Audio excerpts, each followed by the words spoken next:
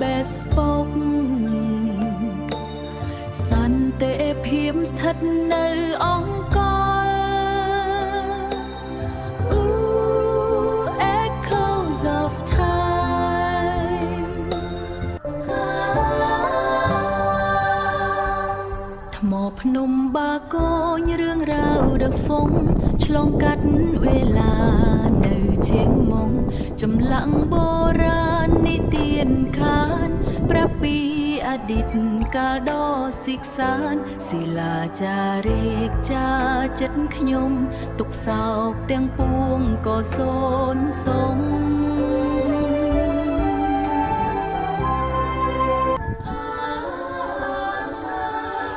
បាគងថ្មប្រាសាទរៀបគ្នាជាឆាន់ឆ្លងក្នុងទឹកស្រាំងថ្លាបេសពុកសន្តិភាពស្ថិតនៅអង្គរ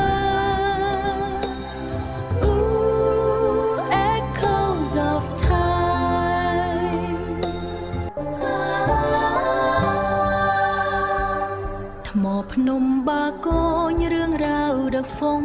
ឆ្លងកាត់វេលានៅជាងមុងចម្លាក់បុរាណនិទានខានប្រាប់ពីអតីតកាលដ៏សិកសានศิលាចារេកចាចិត្តខ្ញុំទុកសោកទាំងពួងក៏សូនសង